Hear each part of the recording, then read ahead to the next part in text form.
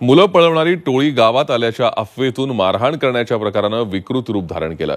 धुळे जिल्ह्यात राईनपाडा इथे या अफवेतून 5 जणांना अतिशय निर्घृण मारहाण करण्यात आली। या 5ही जणांचा मृत्यू झाला। या घटनेनंतर पोलिसांनी 15 जणांना ताब्यात घेतलंय। पोलिसांनी आता धरपकड सुरू केल्यानं गावातील पुरुष मंडळी फरार झाली असून गावात शुकशुकाट पसरलाय। अनेक घरांना कुलपं लावण्यात आली आहेत। लोकसभेला नंदुरबार मारहाणीत मृत्यू झालेले दादाराव भोसले कोण आहेत आपण पाहूयात। आपण पाहतोय दादाराव शंकरराव भोसले सोलापूर जिल्ह्यातील खवेगावचे रहिवासी। भोसले आणि कुटुंबीय भिक्षा मागून उदरनिर्वाह करतात। भटक्या समाजातील दादाराव महिन्याभरापासून गावाबाहेर होते। दादारावांबरोबर पत्नी, भाऊ, वहिनी, बहीण असं कुटुंब राहत होतं। दादाराव यांचे आई आणि चुलत भाऊ खवेगावी राहतात।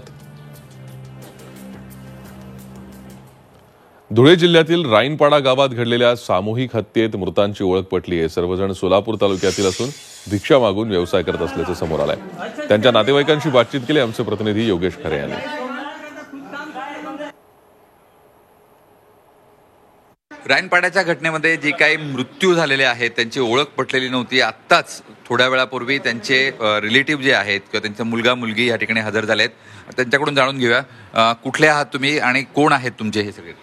माझं गाव खवेगाव आहे, मंगळवेढा तालुका, जिल्हा सोलापूर। कोण आहेत तुमचे ज्यांचे तुम्ही बघितले सगळे? जे ते आहेत ते माझे वडील आहेत, एक काका आहे, अजून एक मामा आहे चुलत, आणि ते दूरचे नातेवाईक आहेत ते पण काका आहेत।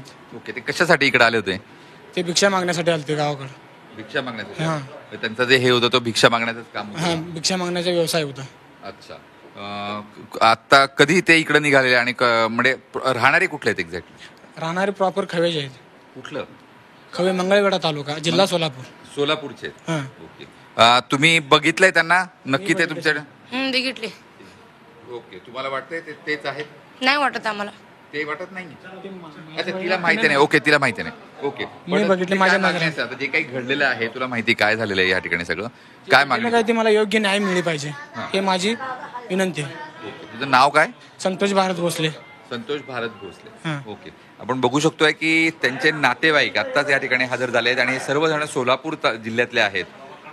आतापर्यंत या सर्व व्यक्तींची ओळख पटत नव्हती, मात्र आता ओळख पटल्यामुळे किमान पुढचं काम जे आहे किंवा जी काही कारवाई आहे ती सुकर होणार आहे। व्हिडिओ जर्नलिस्ट बबनसह योगेश खरे, झी मीडिया, नाशिक।